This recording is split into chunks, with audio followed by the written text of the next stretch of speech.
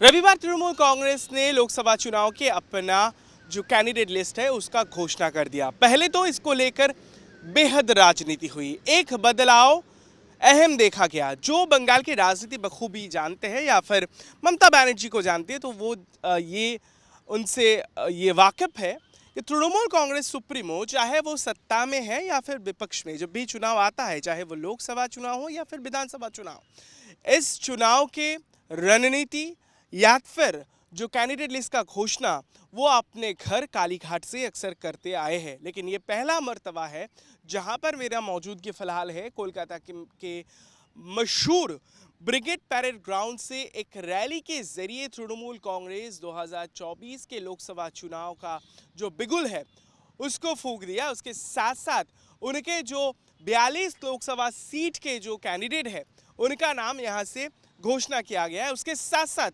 तमाम वो कैंडिडेट उस सभा मंच से मौजूद थे और ममता बनर्जी खुद जाकर इनको इंट्रोड्यूस करवाया। इसके पीछे रोचक राजनीति देखने को मिला। इसी ब्रिगेड पैरेड ग्राउंड में एक ऐसा स्टेज का निर्माण किया गया था जो ब्रिगेड के इतिहास में कभी नहीं देखा गया था। अभिषेक बनर्जी पीछे से वो जो कैंडिडेट लिस्ट है उनके नाम एक एक करके ले रहे थे और ममता बनर्जी मानो जैसे रैम के जरिए वो लोगों के सामने एक एक करके सबको ला रहे थे। इन लिस्ट में नेता भी है, उसके साथ साथ अभिनेता भी है और इसके बारे में हम जिक्र करेंगे। कई सारे रोचक जो जानकारी तृणमूल कांग्रेस के 42 लोकसभा सीट के कैंडिडेट से निकल कर आ रहा है। पहली बार इंडिया गठबंधन को पहुंचा है कि जिस तरीके से लंबी कोशिश कांग्रेस पार्टी लगातार कर रही थी, बावजूद इसके कि अधीर रंजन चौधरी वो पुरजोर विरोध कर रहे थे किसी भी तरीके से गठबंधन की, रविवार ये स्पष्ट हो गया तृणमूल कांग्रेस का जो अकेला चौलो नीति है उस पर मोहर लग गया। ममता बनर्जी ने एक साथ 42 लोकसभा सीटों का नाम ऐलान कर दिया। इनमें से कोई गुंजाइश नहीं कि आने वाले वक्त में कांग्रेस और तृणमूल कांग्रेस के साथ इंडिया गठबंधन के तहत किसी भी तरीके से अलायंस या फिर गठजोड़ तैयार होने की कोई संभावना अब बची नहीं है। दरअसल अब यहाँ पर जो लड़ाई है वो कांग्रेस के साथ भी होगा, बीजेपी के साथ भी होगा, लेफ्ट के साथ भी होगा। तो इसके चलते कांग्रेस जो है भारी धक्का का सामना जो है एक तरीके से बंगाल से उन्हें मिला है और इसके बाद राजनीति रोचक हो गई है। सबसे अहम जो इस लीड में निकल कर आ रहा है वो है यूसुफ पठान, यानी फॉर्मर क्रिकेटर, जो तृणमूल कांग्रेस के टिकट से ममता बनर्जी के कहने पर जो बहरमपुर लोकसभा केंद्र है, यानी जहां से अधीर रंजन चौधरी आते हैं, उनके खिलाफ वो उम्मीदवारी करेंगे और ये बहुत ही रोचक बनते दिख रहा है। इसके बाद तमाम राजनीतिक जो तूतू मैम है वो शुरू हो चुका है। अधीर रंजन चौधरी का कहना है कि तृणमूल कांग्रेस पोलराइजेशन की पॉलिटिक्स खेल रही है, उसके साथ साथ इसके जरिए वो फायदा दरअसल भारतीय जनता पार्टी को करवाना चाहती है। तृणमूल का पलटवार है कि अधीर रंजन चौधरी बौखला गए हैं। जैसे ही यूसुफ पठान जैसे प्रबल उम्मीदवार को उन्होंने देखा, उनके विपक्ष में तृणमूल कांग्रेस के टिकट से वो उम्मीदवारी करते हुए, दरअसल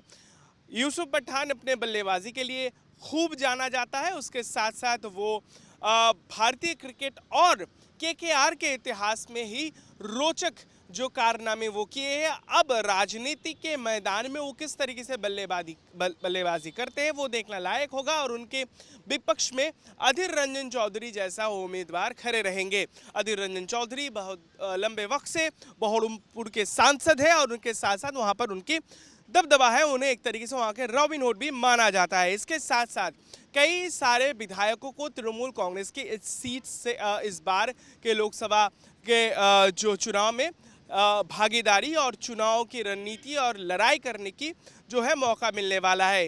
11 कुल विधायक है तृणमूल कांग्रेस के जिनको टिकट दिया है। इसके साथ साथ कई सारे मंत्री भी है, लेकिन इसके साथ साथ और कई सारे रोचक राजनीति जो है वो सामने आ रहा है।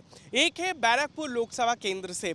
हालांकि जैसे ही यहाँ से जो तृणमूल कांग्रेस में घर वापसी किए हुए अर्जुन सिंह ये उम्मीद लगाए बैठे थे कि इस बार के लोकसभा चुनाव में उन्हें वहां से टिकट मिलेगा, लेकिन इसकी भनक लगते ही कि वो शायद नहीं हो पाएगा, तो तभी वो एक बार अब आकलन चल रहा है क्या वो वापस भारतीय जनता पार्टी में लौट जाएंगे, क्योंकि बैराकपुर की अगर लोकसभा सीट की बात की जाए तो वहां से इस बार पार्थ भौमिक जो तृणमूल कांग्रेस के मंत्री है उन्हें टिकट मिला है। और इसके बाद जो है तू मैं एक बार फिर से शुरू हो गया है। ये इंडिकेशन अर्जुन सिंह देने शुरू हो गए कर दिए हैं कि वो एक तरीके से नाखुश है।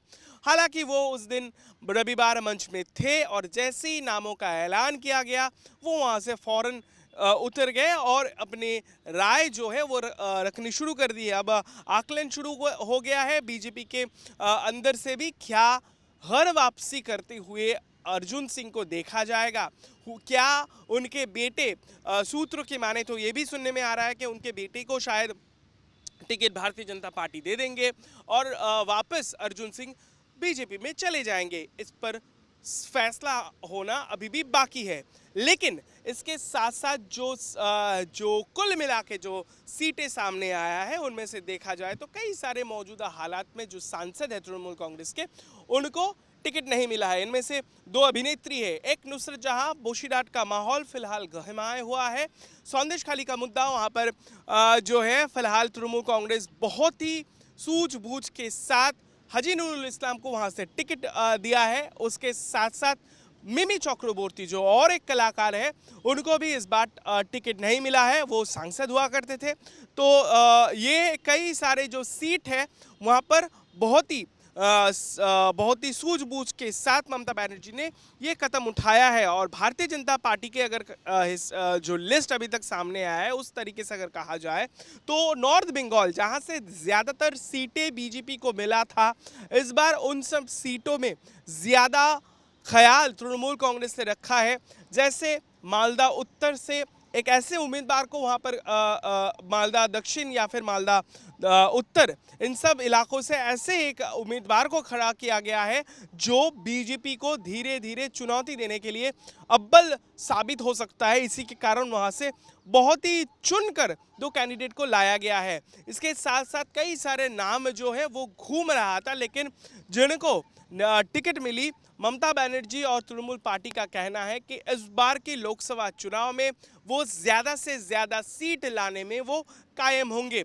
इसके साथ साथ कई सारे रोचक राजनीति का अंदाज़ा अभी लगना शुरू हो गया है। एक तो बिष्टुपुर से है जहां पर सौमित्र खा बीजेपी के सांसद है और वो भी एक बार फिर से वहां पर लड़ेंगे, लेकिन उनके विपक्ष में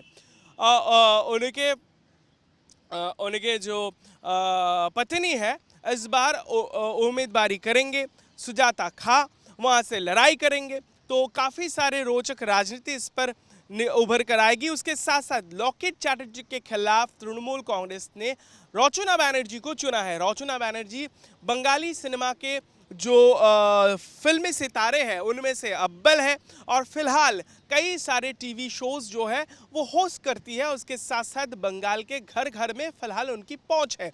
कुछ दिन पहले ममता बनर्जी खुद उनके शो पर गई थी। उसके साथ साथ ये अंदाज़ा मिल पा रहा था कि रचना बनर्जी ज्वाइन कर जाएंगे। रविवार के समावेश के दौरान रचना बनर्जी को हुगली वाले सीट से जो और एक अभिनेत्री है बीजेपी के लॉकेट चैटर्जी, उनके खिलाफ खड़ा करवा दिया गया है। अब देखने वाली बात होती है कि लोकसभा चुनाव से पहले तृणमूल कांग्रेस इन सब जो क्रिकेटर है या फिर अभिनेता है जैसे कीर्ति आज़ाद भी इस बार उम्मीदवारी करेंगे, तो इन लोगों के ज़रिए किस तरीके से बल्लेबाजी करेंगे। मैदान तैयार है, ज़्यादातर नज़र जो है इस बार राजनीतिक घमासान पर रहेगा।